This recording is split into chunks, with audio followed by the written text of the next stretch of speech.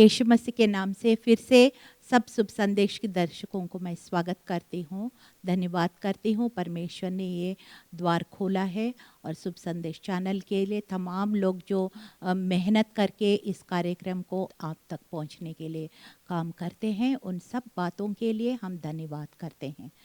चलिए छोटी सी प्रार्थना के साथ। धन्यवाद परमेश्वर पिता, राजाओं का राजा, प्रभुओं का प्रभु, हम प्रभु धन्यवाद करते हैं इस अवसर के लिए। प्रभु जो कुछ हमने वचन तैयार किया प्रभु, तेरे पवित्र आत्मा का मोहर को और यीशु मसीह का लहू को लगा के परमेश्वर पिता ये दर्शकों को पेश करते हैं। आप प्रभु अनुमति दीजिए, इस कार्यक्रम को आशीषित कीजिए।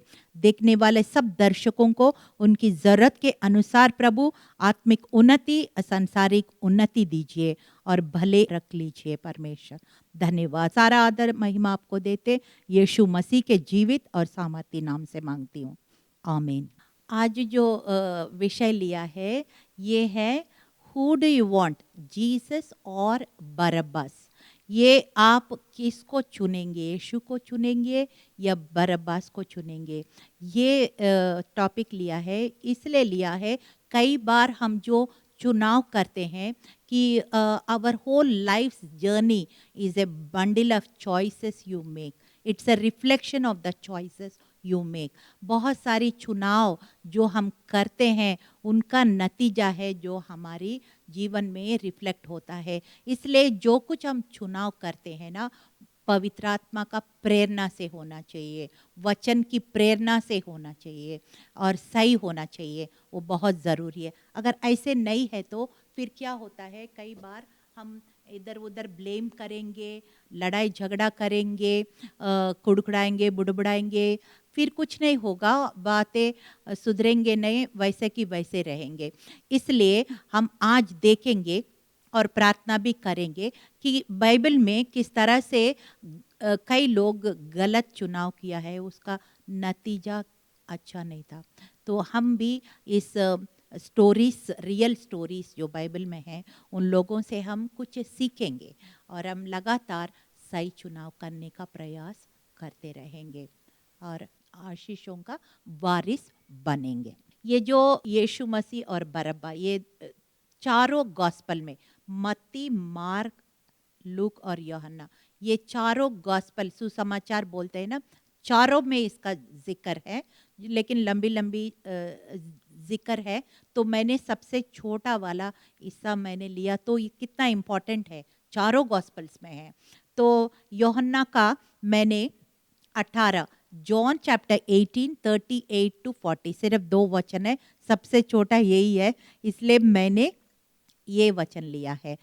पिलातुस ने उसे कहा, सत्य क्या है? और ये कहकर वो फिर यहूदियों के पास निकल गया और उन्हें कहा, मैं तो उसमें कुछ दोषी नहीं पाता, पर तुम्हारी ये रीति है कि पसई में तुम्हारे लिए एक व्यक्ति छोड़ दूं।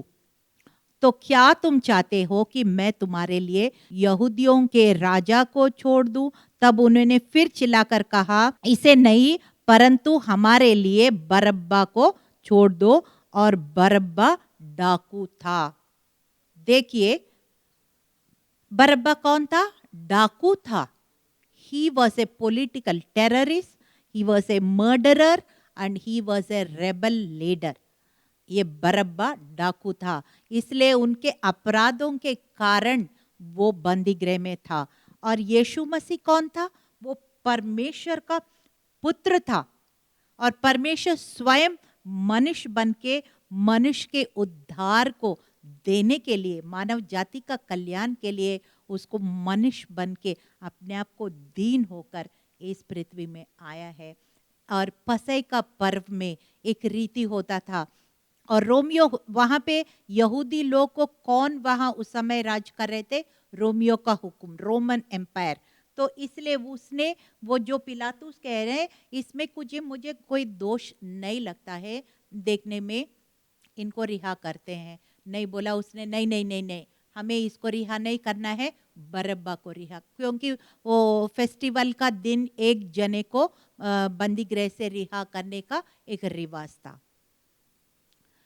और फिर हम ये भी देखते हैं कि ये दो लोग हैं, दो राज्य का प्रतिनिधि थे। एक किंगडम ऑफ लाइट, ज्योति का राज्य का प्रतिनिधि वो यीशु मसीह है, और किंगडम ऑफ डार्कनेस, अंधकार का राज्य का प्रतिनिधि ये बरअब्बास है। लेकिन उसको किसको वो लोग चुन रहे? वो अंधकार को चुन रहे और ज्योति को नहीं चुन रहे।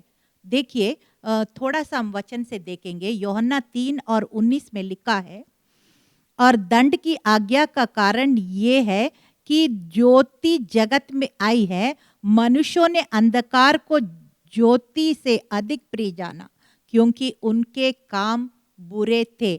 देखिए, अंधकार और ज्योति दोनों हैं। अब अंधकार को चुनेंगे तो वो उसका नतीजा क्या है? दंड की आज्ञा है, ऐसे लिखा वचन में। रोमन 6 में भी अगर पढ़ेंगे तो रोमियो 6 में भी लिखा है, पाप का मजदूरी मृत्यु है, और यीशु मसीह ने हमें वरदान दिया है, उद्धार दिया, अनंत काल का जीवन दिया। लेकिन अगर आप कहेंगे मुझे अनंत काल का जीवन नहीं चाहिए, उद्धार नहीं चाहिए, मुझे अंधकार चाहिए, दंड चाहिए, मृत्यु चाहिए, तो परमेश्वर क्या कर सकता है बताइए। और एक और वचन हम पढ़ेंगे, व्यवस्था विवरण 30 का 15 और 16 में। सुन, आज मैंने तुझको जीवन और मरण, हानि और लाभ दिखाया है, क्योंकि मैं आज तुझे आज्ञा देता हूँ, अपने परमेश्वर यहोवा से प्रेम करना और उसके मार्गों पर चलना, उसकी आज्ञा विधियों नियमों को मानना, जिससे जो जीवित रहे और बढ़ता जाए, और तेरा परमेश्वर यहोवा उस देश में जिसका अधिकारी होने को तू जा रहा है तुझे आशीष दे दे। परमेश्वर कह रहे हैं, जीवन और मृत्यु तेरे सामने रखता हूं, और लेकिन चुनने का काम मैं नहीं कर सकता हूं, चुनने का काम मनुष्य को दिया है। He has given us the free will to choose, और जबरदस्ती नहीं करते परमेश्वर। वो चाहते हैं हम जीवन को पाएं, आशीषित पाएं और पृथ्वी का अधिकारी बने। लेकिन अगर हम नहीं चाहेंगे और हम बोलेंगे नहीं, हमें ज्योति नहीं चाहिए, हमें आशीष नहीं चाहिए, हमें मृत्यु चाहिए, अंधकार चाहिए, तो वो कुछ नहीं कर सकते, क्योंकि दोनों हमारे सामने रखा है, और चुनने का अवसर मनुष्य को दिया परमेश्वर ने। हालेलुया।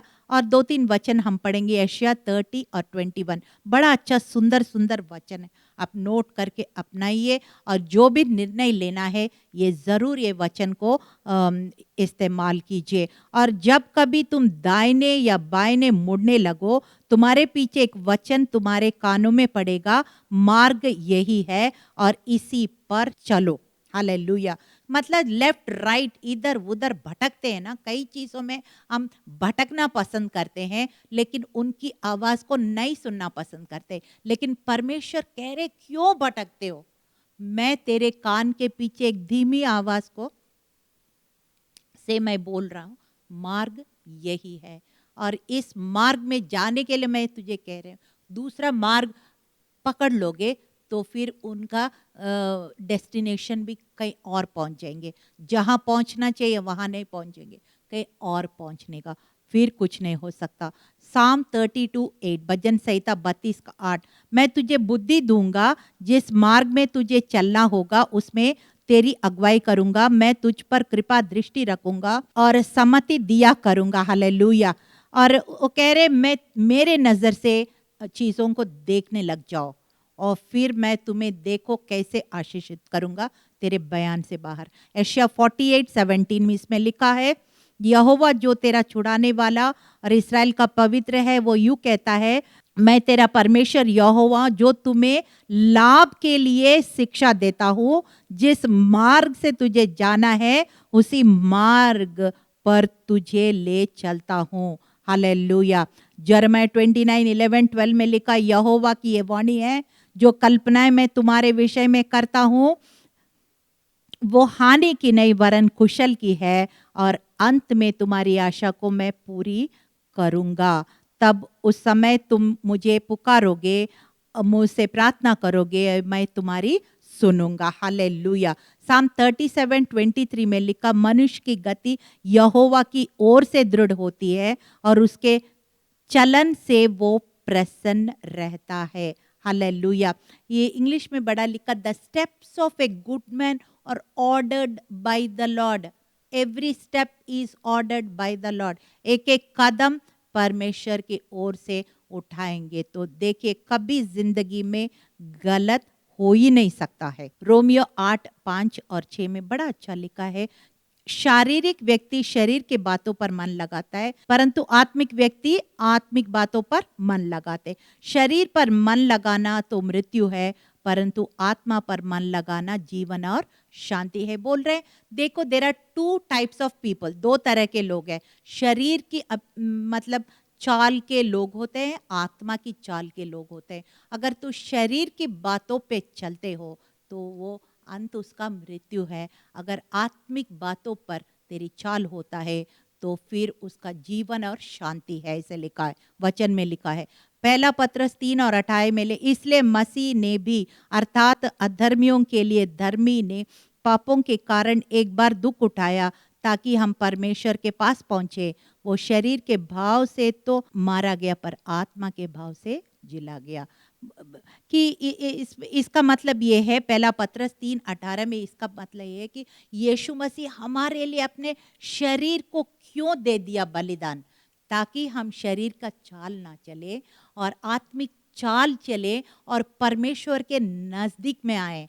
इसीलिए उसने अपना जान दिया। लेकिन अगर फिर भी हम शरीर का चाल में चल रहे हैं तो फिर यीशु मसीह का हम ठेस पहुंचा रहे हैं। इसका मतलब यही है। एक बार पत्रस से यीशु मसीह जब इस पृथ्वी में थे, तुम भी जाना चाहते हो मुझे छोड़ के, तब पत्रस ये कहता, जॉन 6:68 में पढ़ रहे हो, शिमोन पत्रस ने उसे उत्तर दिया, हे प्रभु हम किसके पास जाएंगे? अनंत काल का जीवन की बातें तो तेरे पास है। हालेलुया। हम कहाँ जाएंगे, कैसे जाएंगे, क्यों जाएंगे? अनंत काल की बातें तो तेरे पास है, तो तुमको छोड़ के हम कहाँ जाएंगे, कैसे जाएंगे, क्या करेंगे जाके? ऐसे पत्रस कह रहे। आज आप क्या कह रहे हैं ये मायने रखता है। इसलिए मैंने ये सारे वचन निकाल कर आपको समझा रहे हैं कि आप यीशु के बातों को सुनिए, वचन के बातों सुनिए, अपना आत्मा को मजबूत कीजिए, आत्मिक चाल चलिए, अच्छा चुनाव कीजिए, फिर आपका जिंदगी में जीवन और शांति और प्रकाश लगातार आगे बढ़ेंगे। गलतियों 3:3 में पौलुस कहता है, क्या तुम ऐसे निर्बुद्धि हो क्या? आत्मा की रीति पर आरंभ तो किया है, लेकिन शरीर की रीति पर अंत करोगे। यानी कि मतलब तुम आरंभ तो अच्छा किया है, लेकिन अंत अच्छा नहीं किया। तो इसलिए the choices you make, the decisions you make, you have to stick on. मतलब उस निर्णय जो किया है, उस चुनाव को किया है, बार बार इधर से उधर से पलट नहीं सकते। एक चुनाव किया, अच्छा चुनाव किया, कभी कभी वो कठिन रास्ता भी हो सकता है, लेकिन उसमें टिके रहना है। आपका आरंभ अच्छा है तो आपका अंत भी अच्छा ही होना है। अब मूर्ख नहीं बनना है, आत्मा की चाल में शुरू करके शरीर में अंत नहीं करना है। यही पौलुस कह रहे हैं। कुछ लोग कैसे कैसे चुनाव किया है। उत्पत्ति 25 में देख रहे, याकूब और ईसाव दो व्यक्ति के, तब यहोवा ने उसे कहा, तेरे घर में दो जातियां हैं और तेरी कोख से निकलते ही दो राज्य के लोग अलग अलग होंगे और एक राज्य के लोग दूसरे से अधिक सामर्थी होंगे और बड़ा छोटा के अधीन होगा। ऐसे परमेश्वर ने कहा था जब इसके पास बच्चे पेट में ही थे, तभी ऐसे कहा था। और फिर उसके बाद हम देखते हैं 27, फिर वे लड़के बढ़ने लगे और एसाव तो वनवासी होकर चतुर शिकार खेलने वाला था। याकूब सीधा मनुष्य था और तंबुओं में रहा करता था। इसहाक एसाव के आहार के मांस खाया करता था, इसलिए वो उसे प्रसन्न रखता था। फिर रिबेका याकूब से प्रीति रखती थी। हालेलुया। इस तरह से आपको पता है याकूब का ईसाव का स्टोरी क्या। एक वन प्लेट ऑफ मील्स, एक भोजन के लिए अपने ज्येष्ठत्व को बेच दिया और फिर उसने बड़े छोटे का गुलाम बन गया। हालेलुया। इस तरह से गलत चुनाव, शरीर का चाल चल के अपना ज्येष्ठत्व को, जो इजरायली कल्चर में बड़ा बेटा को 2 हिस्सा मिलता है, बाकी सबको 1 हिस्सा मिलता है, लेकिन उसने अपना ज्येष्ठत्व को खो दिया। किस लिए? क्योंकि शरीर का चाल एक भोजन के लिए। और फिर हम जल्दी से देखते हैं, यीशु मसीह जब सूली पे लटके थे, उस तरह 2 डाकू थे, 2 thieves ऑन द क्रॉस। और जल्दी से दोनों एक ही परिस्थिति में हैं, एक ही तरह का जीवन था, लेकिन उसका चुनाव एक ही नहीं था। जल्दी से हम पढ़ेंगे लूक 23:39-43। जो कुकर्मी लटकाए गए थे, उनमें से एक उसकी निंदा करके कहा, क्या तुम मसीह नहीं है तो फिर अपने आप को और हमको बचा। इस पर दूसरे ने उसे डांट कर कहा, क्या तुम परमेश्वर से भी नहीं डरता? तू तू भी तो वही दंड पा रहा है और हम तो न्यायानुसार दंड पा रहे हैं, क्योंकि हम अपने कामों को ठीक फल पा रहे हैं, पर इसने कोई अनुचित काम नहीं किया। तब उसने कहा, हे यीशु, जब तुम अपने राज्य में आओ तो मेरी सुधि लेना। उसने उसे कहा, मैं तुमसे सच कहता हूं कि आज ही तुम मेरे साथ स्वर्गलोक में जाओगे। हालेलुया। यानी कि मतलब क्या है, दोनों एक ही परिस्थिति, सब कुछ सेम है, लेकिन उनका सोच विचार, उनका चुनाव अलग अलग था। आपको मैंने पढ़ लिया, आपको खुद समझ में आ गया। एक स्वर्ग में गया और एक sir he couldn't make it to heaven. तो इस प्रकार से सेम परिस्थिति हो सकता है, लेकिन आपका सोच अलग हो सकता है। इसलिए वचन के अनुसार हमारा सोच को, हमारा चुनाव को अलाइनमेंट करना बहुत ज़्यादा ज़रूरी है। अब्राहम, हम लूत को पढ़ते हैं, जेनेसिस 13:10 और 11 मैं पढ़ रही हूँ।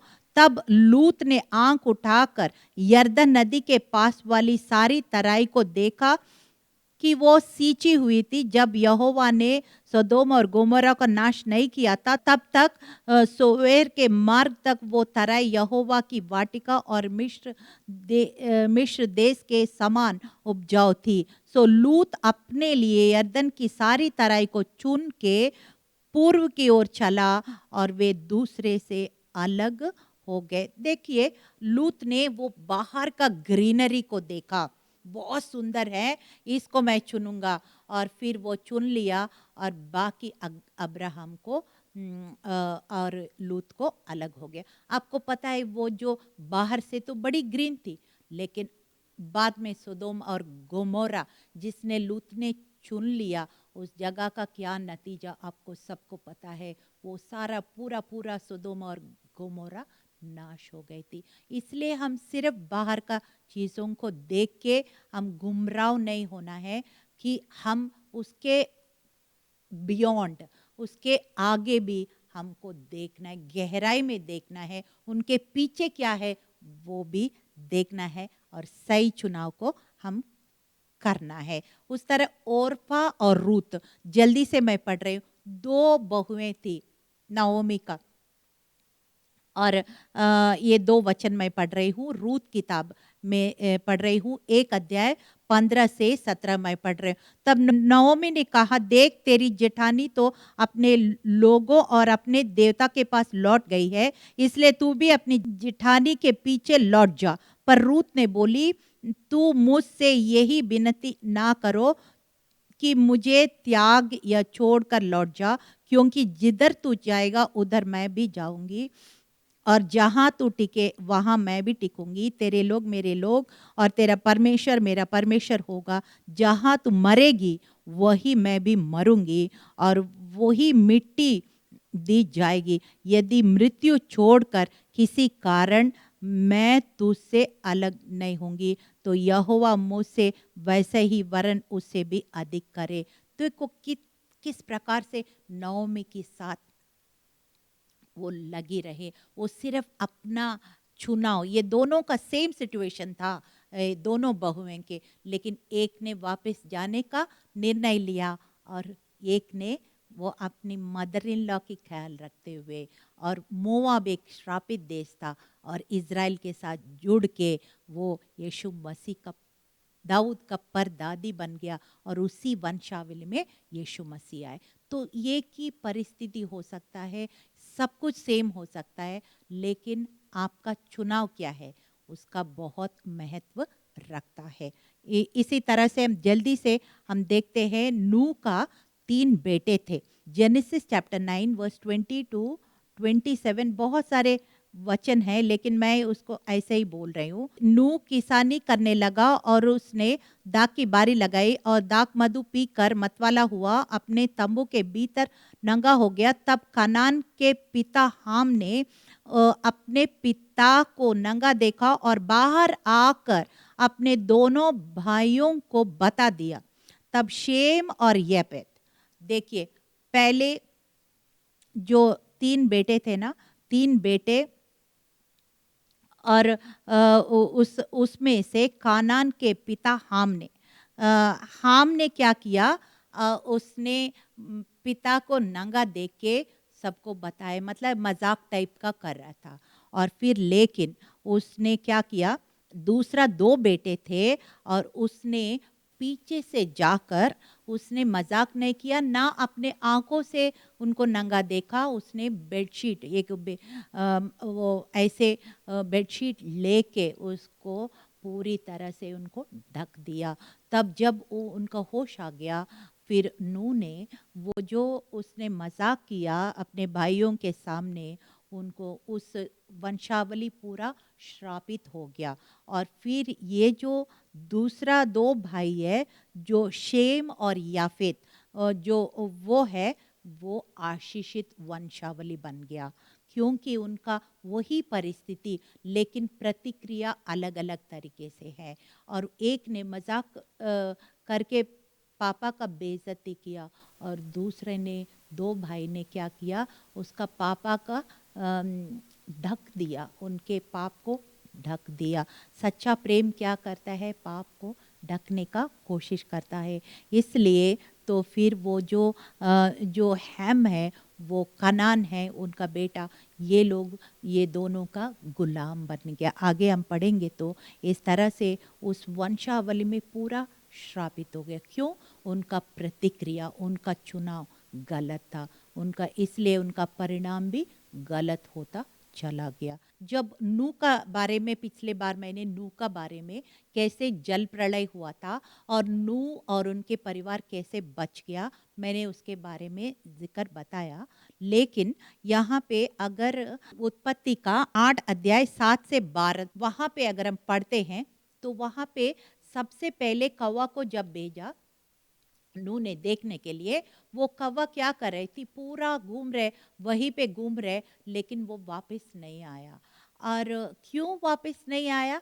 कौवा को क्या दिखा, उसको वहाँ लाशें दिखी होंगी, क्योंकि कई लोग मर गया तो उनको हो सकता डेड बॉडीज दिख रहे होंगे, उसमें वो खा रहे होंगे, हाँ, उसका भोजन मिल रहे होंगे। वो कौवा इधर उधर घूम रहे, लेकिन वापस नहीं आया। उसी परिस्थिति में नूह ने एक कबूतर भेजा, और फिर उनको लाशें, वही लाशें जो कौवा को दिख रहा है, वो कबूतर को नहीं दिख रहा है, और वो तुरंत ऐसे इधर उधर थोड़ा सा घूमी और वापस आ गया। क्यों? उनका जो डेड बॉडीज, जो लाशें, जो कौवा को बहुत आकर्षित कर रहे, कबूतर को वो चीज़ आकर्षित नहीं कर रहे थे, तुरंत वापस आ गया। और फिर तुरंत दोबारा फिर से कबूतर भेजा, और एक पत्ता मुंह में लेके आया, तब उनको नूह को पता चल गया, अब हम बाहर आ सकते।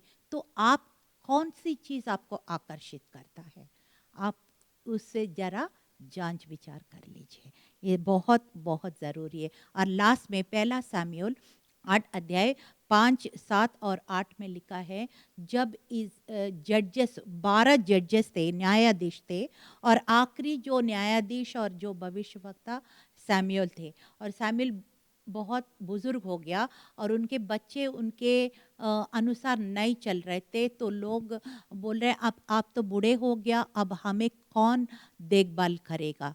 परमेश्वर चाहते हैं कि स्वयं वो खुद राजा बने, लेकिन उन्हें बोला नहीं, हम लोग और भी लोग में जैसे एक राजा होता है ना, वैसे हमको भी एक राजा चुनो। Choose a king for us like all other Nations, ऐसे वो इजरायली लोग कह रहे थे। तब सैमुअल ने परमेश्वर से जब ये बात बोला, परमेश्वर ने पता क्या सैमुअल को कहा, उसने तुम्हें तिरस्कार नहीं किया, मुझे तिरस्कार किया, ऐसे बोला। तब उसने बोला चेतावनी तो दो उनको, बाद में वो मुझे ब्लेम ना करें, वार्निंग दो। तब भी वो लोग ऐसे ही बोलेंगे, तो फिर ऐसे ही बेंजामिन ट्राइब का वो सॉल राजा को उसने चुन के उनको अभिषेक कर दिया। और फिर अगर आप पढ़ेंगे 8वां अध्याय पूरा पढ़ेंगे ना, उसमें बड़े सारे लॉन्ग लिस्ट है। वो आपको 1/10 टैक्स देना पड़ेगा, आपके अच्छे अच्छे लड़कियों को वो राजमहल में कुक्स बनाएंगे, बेकर बनाएंगे, परफ्यूमर्स बनाएंगे, आपकी जो सारा कुछ अच्छा अच्छा चीज़ जो क्रीम होता है ना, वो सारा चीज़ आपसे छीन लेंगे। और ये इतना कुछ कहने के बाद भी वो लोग सुनने का तैयार नहीं थे, बहुत कुछ बोलने के बाद भी सुनने का तैयार नहीं थे। और फिर उसने वो कहने लगे नहीं नहीं नहीं, हमें जैसे सारे नेशंस में सारे राष्ट्रों में देशों में राजा होता है ना, वैसे ही हमें चाहिए। मतलब कहने का मतलब क्या है, सारे देश में राजा दुनिया की राजा है, इंसान है वो तो दबाएंगे, लेकिन परमेश्वर के मैं तुम्हारा राजा बनूंगा तो कितना अच्छा होगा। लेकिन उसने बोला नहीं, हमें ऐसे नहीं चाहिए, हमें जो देखने वाला ऐसे ही राजा चाहिए। सचमुच में ऐसे ही आगे देखो कितना गलती पे गलती वो सोल करता है, और फिर कितना नुकसान राजा को भी हो रहा है, साथ में उनकी प्रजा को भी हो रहे हैं। लेकिन ये सारे उनका चुनाव का परिणाम है। इसलिए कि परमेश्वर से आज हम प्रार्थना करें, प्रभु हमें अच्छा चुनाव करने के लिए आप सहायता कीजिए, और जीवन का और शांति का मार्ग चुनने के लिए हमें सहायता कीजिए, ज्योति को चुनने के लिए आपने सहायता की। चलिए छोटी सी प्रार्थना के साथ इस कार्यक्रम को हम समाप्त करेंगे। धन्यवाद परमेश्वर पिता, हम प्रार्थना करते हैं यीशु, जैसे हमने बहुत लोग जो चुनाव करते हैं इस बाइबल के द्वारा हमने सीखा है प्रभु। जब पसई का पर्व था, यहूदी लोग प्रभु यीशु मसीह को रिहा करने के बदले बरअब्बा को रिहा करने के लिए मांगा, और भी बहुत सारे लोग जो गलतियां कर बैठे हैं, गलत चुनाव कर बैठे हैं, उनका नतीजा भी गलत होता है। लेकिन प्रभु हम ऐसे गलतियों को नहीं करेंगे प्रभु, हम जीवन का मार्ग को चुनेंगे, शांति का मार्ग को चुनेंगे, अच्छा चुनाव करेंगे। जैसे व्यवस्था विवरण 30 का 15 और 16 में आपने कहा, जीवन और मृत्यु तेरे सामने रखा है, तू जीवन और शांति को चुनो, आशीष को चुनो, ज्योति को चुनो। ऐसे ही होने दे प्रभु, हम अच्छा चुनाव करें अपने लिए, अपने बच्चों के लिए, अपने वंश के लिए, अपने सेवकाई के लिए, हर बात में जहाँ भी किसी क्षेत्र में हम क्यों ना हो प्रभु, हम तेरी ओर ताके, वचन के अनुसार, पवित्र आत्मा के अनुसार हम चुनाव करें, और जीवन और शांति के बातों को अपना ले प्रभु। आप मदद कीजिए, हमें सहायता कीजिए, इधर उधर भटकने और गलत रास्ता पकड़ने का हम नहीं करने देंगे प्रभु, हम नहीं अलाउ नहीं करेंगे, अनुमति नहीं देंगे प्रभु। हमें सहायता करेंगे और अच्छा चुनाव को और अच्छा नतीजा को हम हासिल करेंगे, तेरी आशीषों का वारिस बनेंगे। यीशु मसीह के जीवित और सामर्थी नाम में इस प्रार्थना को मांगते हैं, सुनिए, ग्रहण कीजिए, आमीन।